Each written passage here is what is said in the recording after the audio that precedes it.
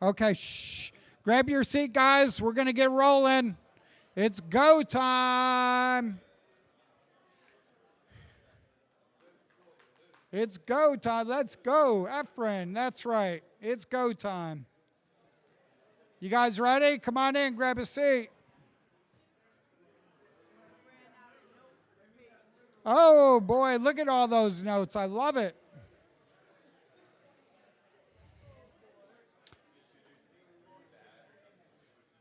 Contingency plans. Come on up, guys. All right. Shh. Come on in. All right, we're going to roll. Everybody look at me and give me a big smile.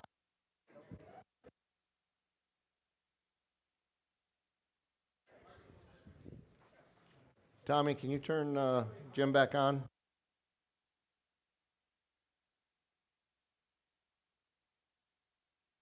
I don't know where he is. You can just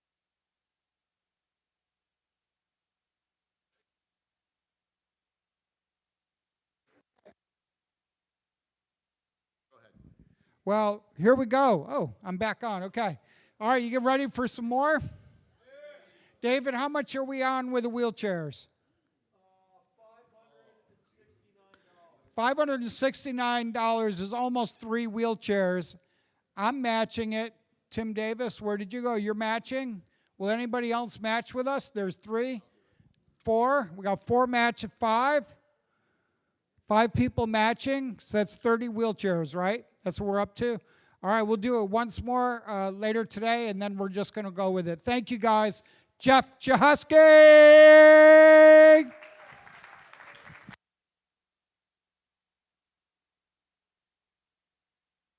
All right. Oh, there I'm back. All right. So, for the next session, we're going to talk about contingency plans. Contingency plans are what do you do when stuff goes bad? Now, just so you know, the word bad has lots of different levels. Bad doesn't necessarily mean horrible. It just means it didn't go as planned. The more experience you have, the less bad impacts you or that stresses you out. When you're brand new to investing, let's paint a bad picture for you. The very first deal you do goes bad. And you have no experience in how to deal with anything that's gone bad, and you don't know what to do. You don't know what your choices and options are. You have no idea, right? Now, I'm going to doodle in this session a little bit, okay? We're going to draw out some stuff. Now, everything that I'm about to draw, just so you know, this is not the end-all, be-all list. There are certain things that you guys can do in some states, and there are some things that you can't do in some states, okay? So the stuff that I'm going to try to focus on should work just about everywhere, but the question really will be, do you or do you not want to do it? Because again, this all flows back to what makes you comfortable. And in my opinion, most of these are good choices if you structured the loan correctly in the first place. Now, there are things that can happen to loans that are going to be outside the scope of what I'm going to cover in what to do. Why? Because we only have an hour, and there's no way to cover every single scenario. But I'll give you an example of something that's going to be pretty much going to take whatever's going on right out of your hands and likely freak you out and make you upset. Borrower files bankruptcy. How much control do you have at that moment? None. What do you do? Crying is a good choice. Absolutely. But oftentimes, your hands get tied. There's only some things that you can do in the middle of bankruptcy. Stops an awful lot of stuff. You could be in the middle of foreclosure thinking, this is fantastic. I'm so excited that they screwed up. because this was one of the houses that I really wanted to own. And you're like, man, this is not bad. I'm happy. And then they file bankruptcy. Then what happens? Now you're in this pickle. Yeah, different states do different things. In Wisconsin, homestead doesn't necessarily stop it, but I know in Florida it's different. Every state has dollar amounts that people can protect. Usually it's for personal residences, though, not necessarily business stuff. But that's not true in every single state. Some states it doesn't matter. If it's property, and they can protect X number of dollars worth of their assets. If they're married, and you guys don't have the spouse sign on the paperwork, can be a problem. Can turn into a problem that will make a mess of things and not necessarily take it out of your control, but it will absolutely make it take a lot longer, which will frustrate you and make you upset. We can't do a seminar about how to do private lending without, unfortunately, going down into the belly of the beast of the bad stuff for at least a little bit, right? If we do this correctly, though, the majority of what we're going to talk about now will turn out well, okay? So the part that I want to doodle with, which I'm going to sit down for with my amazing cookies that were brought to me. I won't chew in your guys' ear, though. All right, so let's doodle a little bit. Let me get rid of the keyboard. Okay. Well, I'm having falling apart, guys. Drop my microphone pack. There we go. All right. So, if you guys had a loan that was starting to go bad, if you guys had an option of any way to take it back, pick one. Do you want to do a deed in lieu? Okay. Anybody else? Can you turn them into a tenant? You could potentially. You could, but in order to keep it as a rental, first you have to get the property back, right? If you want it to be your tenant and not your borrower's tenant. Now, there is the assignment of rents, which means you could let them put somebody in it and then suck all the rents out of it and collect the rent anyway. That exists. That's not an ideal scenario, though. If you want to keep it as a tenant, the best way to collect it is get the property back and collect the rent and be the. Turn them into a tenant, from an owner to a tenant. So, generally speaking, that's going to actually create a bit of a mess. Because what you've done is you've actually just taken somebody from what I'm going to call a commercial loan, because all the loans that we're talking about doing, as long as it's not to homeowners, really fall under the umbrella of commercial, even if it's a house, okay? Commercial lending doesn't actually have anything to do with the asset itself. It has more to do with the purpose behind the loan. So if it's a business purpose, i.e. rental, flip, right, something like that, that's commercial, because it's business. So, but if you make a shift from commercial to residential, now you have all the homeowner laws that you have to do. And so that tenant is now, your person you think you're trying to turn into a tenant can claim occupancy and claim they own, because they already own it. Now you have Dodd-Frank, SAFE Act, you have a bunch of other things that now start jumping onto the table. So generally speaking, having the borrower move into the property is a scenario that we want to avoid at all costs. So like I know when we do our loans, and I know a lot of people do this as well, inside the mortgage and notes, it says they can't live in the property. This is for business purposes and all that kind of stuff. We also have separate agreements that say the same thing, because the more times you get them to sign something that says the same thing, the harder it is for them to argue and fight with you in court, which makes things easier for the paths that we follow, right? So what other ways can you guys take a property back or deal with a bad loan? Okay, so we can foreclose. We can do deed in lieu. What do you got, Jeff? Receivership. Receivership. Tell me again why you So if the borrower moves someone in and they're a tenant, you're going to use the assignment of rents to collect those rents. Yes, that's absolutely true. If your borrower puts a tenant in the property, you absolutely want to exercise your rights under the assignment of rents so that you continue to get paid. And that's true whether it's BK or no BK. Correct. Is there any procedure that needs to take place for that? I'm sorry, what was the question? Is there any procedure that needs to take place in order to exercise the assignment of rent? My understanding is no. It's possible that it could exist in different states, right? Because every state has different rules and laws. Where I come from, we can collect the assignment of rents regardless of the status of bankruptcy. However, I can't foreclose. Like I could start the foreclosure process, say before they file bankruptcy, but the moment they do, I'm pretty much dead in the water until we can start working through things. There are. Wait, I want to run mics so the people can hear you. Hold on.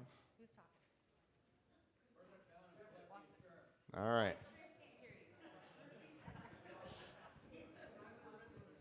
What is the question, Bill?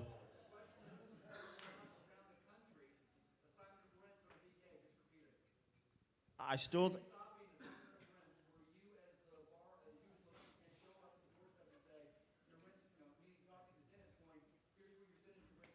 The general principle is that when there has been a breach of the loan documents by the borrower, and the documents contain a assignment of rents, either within the deed of trust or the mortgage or a separately executed document, the borrower or the holder of the assignment of rents can notify the tenants that the next rent payment comes to the lender rather than to the borrower. So the lender would notify the tenants in writing, personal service delivery right on the door, usually on the 28th or the 29th of the month, and that, hey, the rent that's due on the 1st comes to me instead. That's how it should work. It's not about the borrower. No. The tenant pays the lender directly. Right. This. Okay, well, no, The borrower doesn't do send that. notice. Lender does. Yeah. Lender gives Yeah. the notice. I might have misspoke there. Lender holds the notice. Lender holds the note, the mortgage, the deed of trust.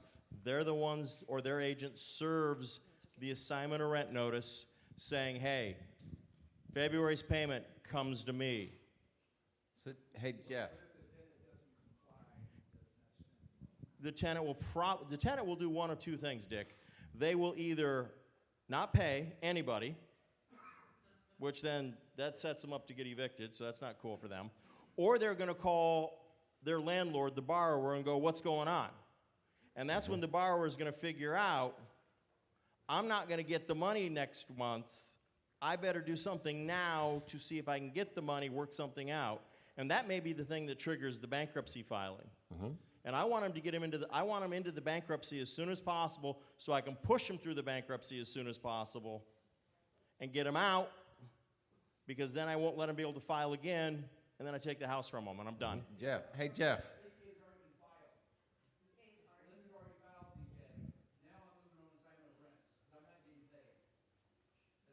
If the bankruptcy has already been filed, then you cannot exercise your assignment of rents. So you've got to enforce it sooner. Don't procrastinate. The number one problem I see with loans that go bad, this is why when I get the septic tank deal, it's because the lender has sat on the stuff for far too long. So, I mean, when you're late, when they're late on day one of being late, why aren't you communicating with them? If the borrower goes BK, I want to do assignment of rents. What's preventing that from happening? What in BK laws prevents that? You're now trying to circumvent the court as far as collecting assets or income that Got it. belong to the debtor in the bankruptcy. Perfect. Okay. So what you do in that instance is you're going to have to go push them through the bankruptcy or get a receiver appointed, because then if the receiver's appointed by the bankruptcy court, then the receiver basically kicks the borrower out and says, I'm making all the decisions. Who we rent to, who we evict, what we set the rents for, who I collect, and everything at the end of the day, after the receiver's fees, gets paid to the lender. So, follow up on that, though. Why is it that institutional lenders do not exercise the taking over of the rents? Why is it that they don't? Because they're not set up to manage property. Tim, they're not set up to manage properties. Exactly. So yeah. they will go instead to the receivership route, and they'll hire a property management company with a broker in it in order to be the receiver. Usually it has to get approved by a judge, yes. The lender's usually the one that wants it, and they're going to make a request. So once I get him into bankruptcy court, then I can go make that request. Or when I'm in foreclosure, I can go make that request. How much more do we want to beat this particular issue? All right. We have another question. No, this is I was going to say, burn the property down and collect the insurance. I'm sorry, I didn't hear that clearly, and I don't think... He's a troublemaker. Anonymously leave a gallon of gas and a box of matches on the front porch. Okay, I'm at the risk of really going out on the edge. I will not cite my source within State Farm, but suppose the lien holder is going to inspect the property, and in doing so accidentally trips while in the basement near the gas hot water tank and spills and drops the glass jar of kerosene, lighter fluid, etc., and it combusts. And they immediately get out of there, call the fire department, and they call the insurance company and say, I did the most stupid thing possible. I tripped and fell in the basement and caught the house on fire. State Farm can't deny that claim. Yeah, you got to say that last part. I stupidly did it. I don't know. Yeah. I don't know what I was thinking. That was so clumsy of me. Yeah. They can't get out of that claim. It's not intentional. I'm not going down that path. No, I'm not going down that path. We're not going to go down into insurance law. There's a lot of seminars we beat just this puppy happened. long enough. There's a lot of seminars that just happened in the last 2 minutes. Okay, just another suggestion for Yep. you all. This is from Jack Shea before he passed. Okay. And I'd asked him, hey, Jack, quick question about options. Is it, Jack did a lot of research about options, a lot of legal research, tax research and stuff. So is it legal in Florida, as far as you know, and I know you're not an attorney, so you're not giving me legal advice. Is it legal in Florida, as far as you know, to have an option that can be executed if a seller, financer, buyer defaults twice in a row? Just as an example, I was asking. And I'm going to transition that to what you're talking about. He says, I believe a seller defaulting on a note can call the collateral he posted to secure the debt. It has worked for me, Jack. So what I want to know is, can that therefore work with bankruptcy? All right. So in bankruptcy pretty much shuts you down, period. There's no transfer of deed. You're stuck. Okay? Anything that you do is going to get undone by the court system because bankruptcy is federal, right? So you have a different set of rules that you're applying, and generally speaking, bankruptcy is, because it's federal, it's all 50 states no matter what. Now, it's an interesting thing, though, that I was thinking as you guys were asking all these questions, and we got Jeff involved there for a minute. Regarding all the exit strategies that we can come up with and doodle and draw on, I failed to mention something before we got started with that. Because contingency plans need to contain some rules on how we get to the contingency plan. Like there's a step that has to be in front of all the contingency plans. And I take it for granted because, you know, when you do it day in, day out for your business, you will forget some of the things that you do naturally. When someone's in default, what do you do first? You don't need a contingency plan yet at this point. What do you do first? You got to let them know they're in default. You need to let them know what your intent is. There's a process and a procedure, not the same, but similar to like what we would do if we were evicting a tenant, right? There are steps that have to be taken in order to foreclose. You can't just go, oh, I'm foreclosing and taking the house right now. There's legal paperwork and notices and all kinds of stuff that have to happen. So in order to get to the contingency plans, we have to follow the procedures of our legal stuff that we're obligated to do first and foremost before we take any of these steps. Okay? If we're going to do foreclosure. Now, if we're going to do the other ones, you could skip it. Because you could just have a conversation with the borrower. And if the borrower is agreeable, you can easily take the property back deed in lieu. You don't need to send out notice. You don't need to file the lis pendens. You don't need to take any legal steps to accept a property back deed in lieu. Now, there's legal paperwork and different things that have to get filled out in order to execute the deed in lieu. But you don't have the prep work like you do in a foreclosure itself, right? If you want to take the property back, now I wrote S2 up there. Anybody want to take a guess what S2 is? Sub 2. Can you facilitate a sub 2 transaction as the lender or approve one? What is it that institutional lenders hate to do? Sub 2.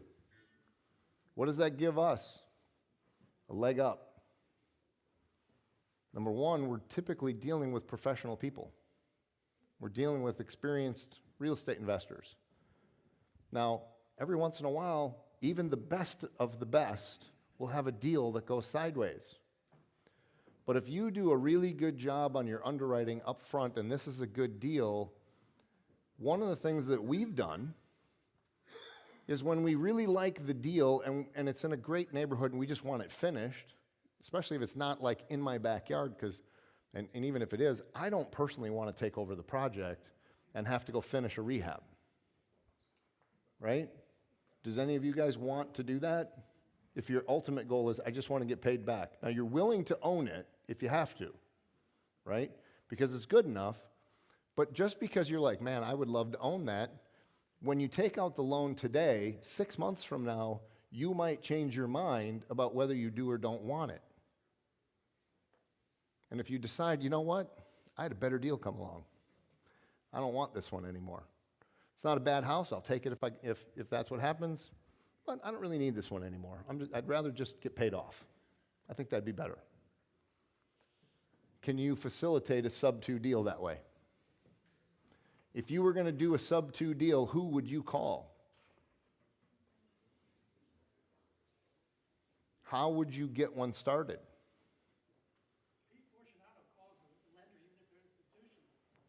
Okay? What did he say? He said Pete Fortunato will call the lender, even if they're institutional, talk about sub 2s. You're the lender.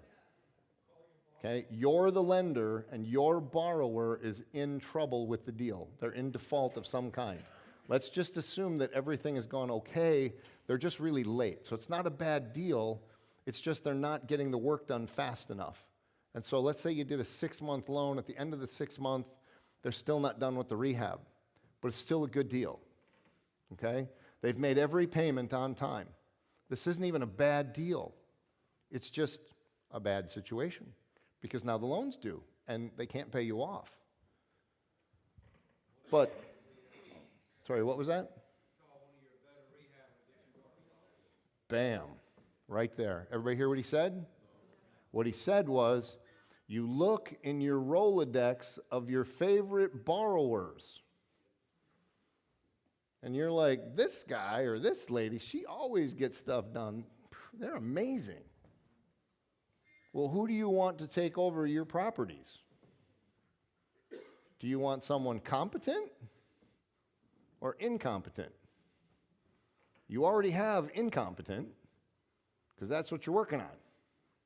So would you rather trade up, just like trading up properties to get a better rental, would you rather trade up to a better borrower?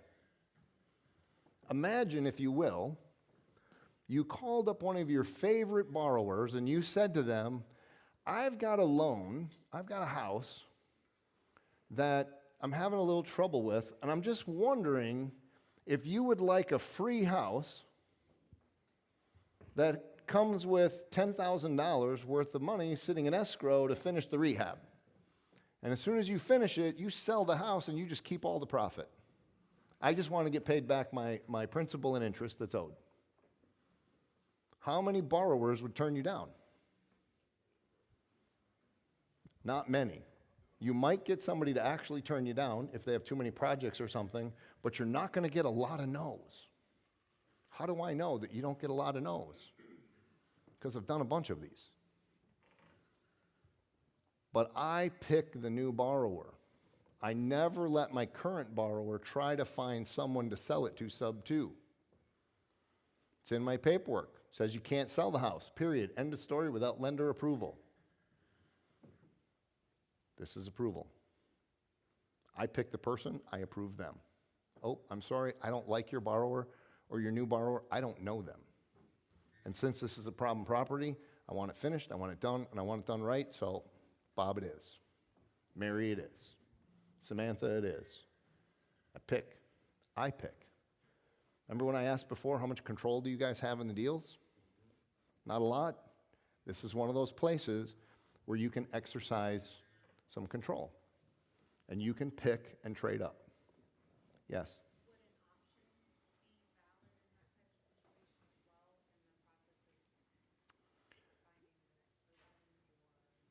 So you could use an option in some cases for it. I'd have to think about why I would need an option since I'm the lender and I can take the property back. Do I, because I don't know if I would need an option because I could either take it deed in lieu, I can have them sell it sub 2 with the person I pick. Like I can do a lot of things before I would need an option to get my own property back. No. They file bankruptcy. If you haven't taken your action and your steps necessary to start the ball moving, when they file bankruptcy, stop. It sucks. It's not the end of the world. I've only had it happen a couple of times. Every single time that we've had bankruptcy, we've been able to pull the properties out of bankruptcy. Every single time. We've had borrowers file bankruptcy multiple times on us. Get it in, get it tossed out. 30 days later, they're back in bankruptcy court again, screwing up the foreclosure, whatever it is that we're doing. Impacts us, impacts our underlying lenders sometimes. Happens. Sometimes you need to collaborate with the underlying lender when bankruptcy happens.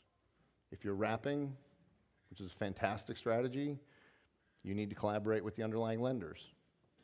Sometimes you need their help in order to facilitate what needs to happen. But when things start going wrong, how many of you, let's think about tenants for a second. How many of you guys have a tenant who doesn't make a payment and you think to yourself, I'll deal with that in 6 months? Okay? So why would you do that in a loan? And the answer is you won't. You shouldn't. You need to take action immediately. First thing you do is you call them and say, listen, what's up? Why did I not get my payment?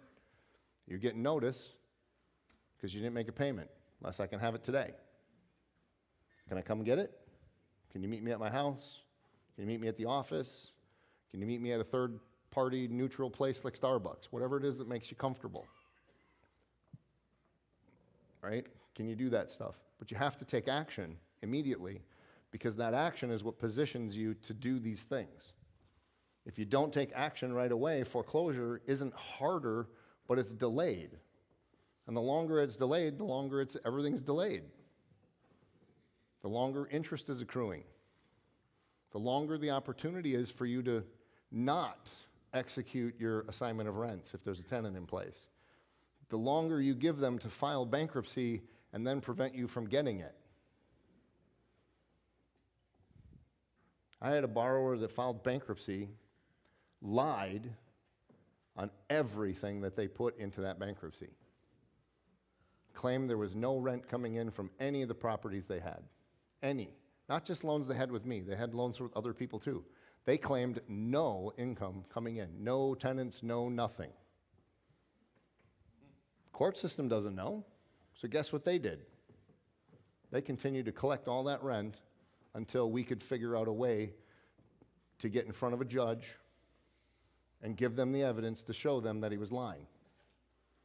But then, all that money is where? Gone. So even if you win and they say, yep, they owe you the money, it's a bankruptcy. The odds of you getting the money that's gone is gone. That's why taking action immediately is important to do these plans. Yeah? If you do take action and you get control of the rent, while the bankruptcy... You need it before the bankruptcy, yep. While the bankruptcy has not kicked in. Yep. When it kicks in, what happens? If you already have control of the... If you already have it, you get to keep it. So the That's my bankruptcy understanding. is null. Correct. Jeff can correct me, but my understanding is if you've already done your assignment of rents and the rents are now coming to you and then they file bankruptcy, you get to keep the assignment of rents flowing to you because they're yours now, not the tenants. Jeff, can you repeat the Yes, question, no? please? The answer to the question Okay. is you get to keep the rents unless the bankruptcy court orders otherwise. All right. I'll repeat the question and I'll repeat his answer. The question is, if you file to get the assignment of rents, so you let the tenant know that you as the lender now get to take all the rents, okay? There's no bankruptcy that's been filed, okay? What happens? So the answer is, you filed the assignment of rents, you get it. Then bankruptcy happens. The answer that Jeff gave is, it depends.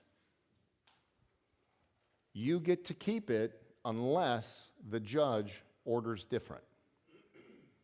So as long as the bankruptcy court doesn't order you to take all those funds and push them into the bankruptcy itself, they're yours to keep for as long as you can. Just a little clarification. Yep. So there's the suggestion of bankruptcy, and then there's the bankruptcy where they bring in all the paperwork and stuff like that. Number one, is there a way to catch it that they filed the suggestion before they file all the paper? They got like 5 days or something, or I don't know, maybe it's state by state. Is there a way to get alerted for that? Is there a way to see that? No. And then, it's not until they actually do the filing and turn in the paperwork, all the paperwork, right? Correct. I mean, so the question is kind of how does the process work, right? And a bankruptcy isn't a bankruptcy until they file. Is there a way to get notified that they're going to file bankruptcy? Yes, there's one way that it happens, but they tell you. And how many borrowers who want to file bankruptcy are going to call you up and say, hey, I just wanted to give you a heads up. I'm filing bankruptcy, but don't hate me for it, okay? Because I'm just, I'm in trouble, right? And, I love my family, and so I'm doing what I got to do to protect them. I hope you understand. And, they don't do that. Now, does somebody do it? It's always an exception where somebody does it. My assumption is, though, is if somebody's going to call you up and tell you that, it's because they're actually pissed off at you and they're trying to rub it in your nose. Not because they're calling you up to be friendly. That's my assumption on it, right?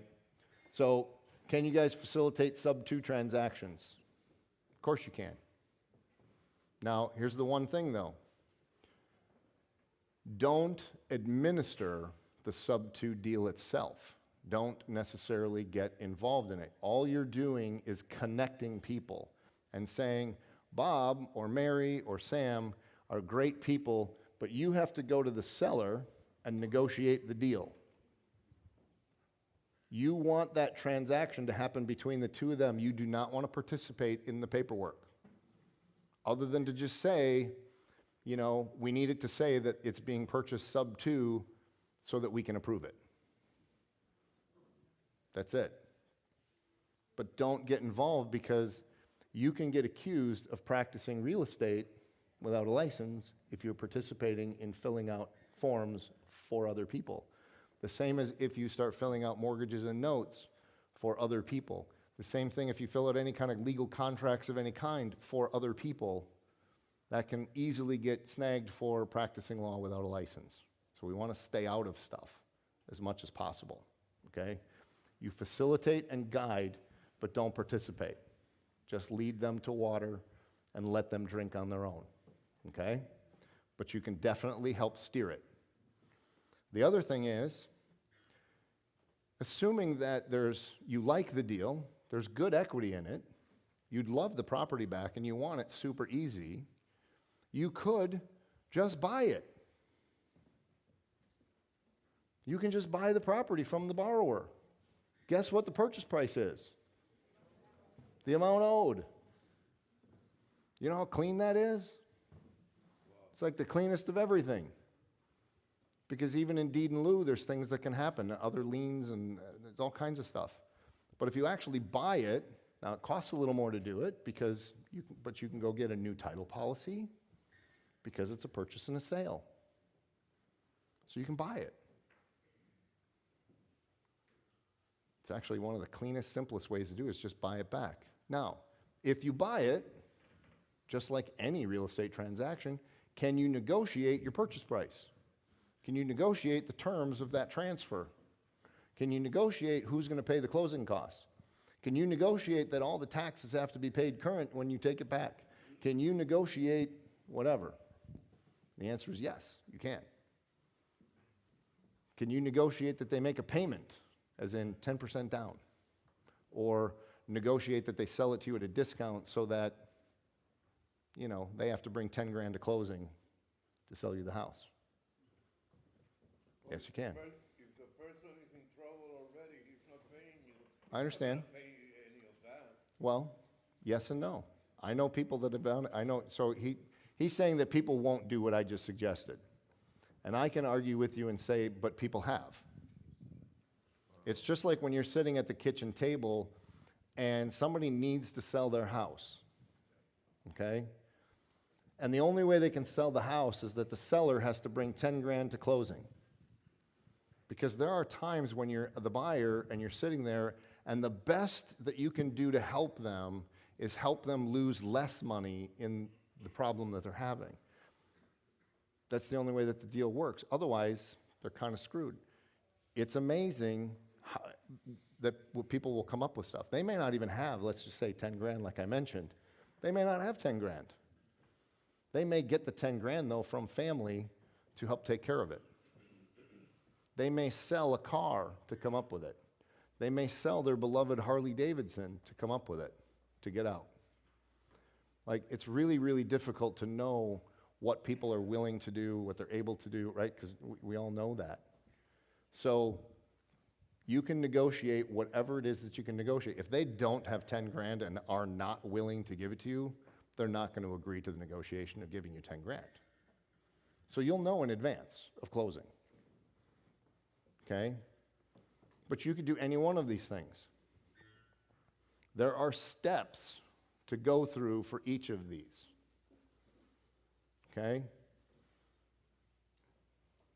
Yeah, I was just going to ask if there was any legal issues that might arise as far as you buying the property back, and the seller may try to bring you to court or something saying that, you know, you take advantage or something after if you buy the property for what they're owed and say your property's worth, you know, have a bunch of equity. I'm going to give you an answer that Pete Fortunato has given before.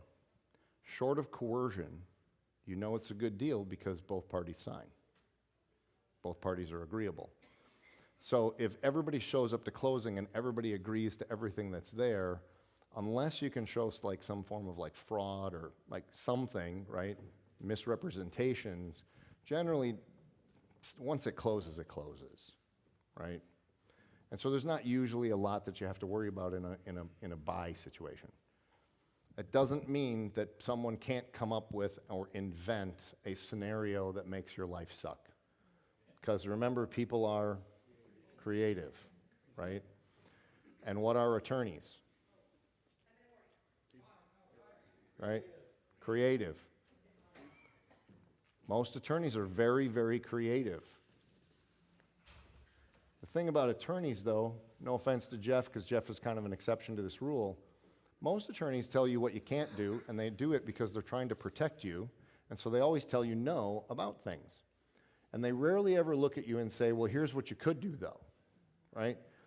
They use their creativity to protect, but not necessarily help you get the deal done. So you always have to prompt, well, what can I do?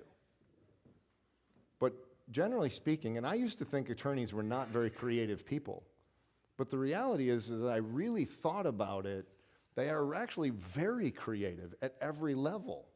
It's just that they're creative in ways that I don't normally think about creativity, because I don't practice law. I'm not looking at things through their set of lenses, right? One thing that I've really tried to master over the last few years is leveraging empathy, okay? And I have to work on leveraging empathy because I have no sympathy. Like, God didn't give me that gift, okay? Now, truth is, I do have some sympathy. It's just wicked small, okay? And the reason it's wicked small is because 99% of the time, when people do things, a lot of the times, it's stupid. It's hard for me to feel bad for somebody that does something stupid. But empathy is the ability to put yourself in their shoes and feel with them. And even when somebody does something really dumb and then you're like, that was stupid, you can still put yourself in their shoes and say, but I can imagine what it's like to stand in your shoes and be dealing with what it is you're dealing with, and how can I help you get out of it? When we're dealing with these 4 topics here, right, and there's more ways to do it than just these 4 that we mentioned, empathy is really the key to picking the right path. Because if you want to take the easiest path through this thing, put yourself in your borrower's shoes. Even if it's an uncomfortable and crappy conversation, even if they're not friendly on the other side, put yourself in their shoes as you try to come up with solutions, because in the end, we want it to be easy. We're looking for the paths of least resistance. And in different cases, it's different ones. Right? No, we got one back here Yep. who's been waiting. Oh, Oh. Go, either way. All right. Me? Okay. Yep. Can you speak more to the deed in lieu? I know there's risk with assuming the liens, but what else do we need to know about that if you go that route? Doing a title search, obviously, to see what the liens are, but what else? So Jeff can probably answer it better than I, but I'll take a stab at it. So obviously there's mechanics liens, but they can kind of exist in almost every single scenario that you take the property back. If something's not disclosed, whatever, right? That's why I also like the buying of the property back at the face value, because now I've got title insurance that can help protect against unknowns, right? In a deed in lieu scenario, you don't get title insurance, right? Borrowers have a bad habit of lying when they're in trouble, right? And that's not, and I'm not saying that because I think all borrowers who are in trouble are bad people. It's that whole, they're under stress, and they're in a really crappy spot, which is why using empathy to try to put yourself in their shoes to figure out and talk with them about picking the right path that works best for both of you is really important. Because the more that you do of that, the more that they will be willing to open up. Now, there's always exceptions to it. There are just some people that are just going through some stuff that's just so horrible that they're just miserable, and I don't care what nice thing you say to them, they're going to be miserable to you, right? It's unfortunate. And every one of us has been in positions like that in our life, where we've just been so unhappy about something at some point, we're just miserable to deal with, right? But it's the unknowns. And there's a lot of unknowns that you just don't know, right? Sometimes with deed in lieu, you end up having to do like a quiet title action afterward to clean up all the unknowns because you don't know what they all are. There can be title issues that can show up through deed in lieu. There's just an endless list of things. Don't get me wrong, deed in lieu is still a great avenue, and the vast majority of the time, just like when we buy houses, there's no issues, that come up in title. Yeah, no, we've got a question in the back. Can Yep. we take it real quick? Yep. Okay. Okay, in a 30-second answer. I'm not sure if this is the right time, but as far as cost overruns, how do you handle those? I know it's a little, I don't know if it's under servicing of this. Investor comes back to you, wants more money, or what? Yeah, just basically you're in a project and it's $20,000 over and they don't have the additional funding. Do you do another closing or do you just do it yourself? Well, Yeah, do you do a second or how do you so handle those? that's a really, Real-life really... lending, that's a good question. Last So question, yeah. generally speaking, if somebody's going to have an overrun and they're asking me for more money, I actually refuse to give an answer, at least right up front. I won't decide yes or no until I've reached out to the title company and had them at least run me a letter report and find out, have they snuck anybody else into this deal somewhere? Are there any mechanics liens? Is there anything that's in my way to consider it? Now, I may actually not even take those steps. If I look at the deal and the borrower has screwed it up enough, then I might go, you know what, it'd just be better to cut my losses and get out. That could be a choice too. So I might lend them the money because I kind of don't have a choice, but I got to trust them enough to be able to do it because odds are good if they're doing that kind of stuff. My trust is now wavering a little bit with giving them more money, right? So the question just becomes, is there really a right answer to it, right? And the answer is, there's not. A lot of it's depends. personal. Yeah, it all depends, and it's That's personal what lawyers say choices. to every question. It depends. Right, it depends. There's no right answer, no wrong answer. It's you have to look at the situation. You have to decide, do I trust the borrower enough to do the extension? Is there anything in my way, or would it be better off for me to take it back? Communicating. Yeah, it's great that they're communicating. It's better that than stopping working. Yes, and that comes into play. Odds are good you can trust them if they're communicating with you. If they're not communicating with you, Randy, trust what do drops. you think? Last one, then we got to transition to Jeff Yep. Watson. Yeah, I had one where they went to term on the loan. They wanted to extend because they needed more time. Yep. I didn't trust the borrower any longer, so she listed the property. Yep. I ended up losing a little bit on it, but at least it got it, off my slate and onto something else. Yes. So another one might be to just Yep, list short sales. Yep, short sales is It another way to it do didn't it. get on your balance sheet, did it? Yeah, No, it might hit your income statement a little. Okay, correct. all right? Yep, no, I mean, Okay, how'd you guys like that session? All right, woo! it's a deep topic. All right, where did Jeff go? He ran away. Oh, there he is. Where? Oh, there we go. All right, yes, you. There's only one Jeff Watson, isn't there?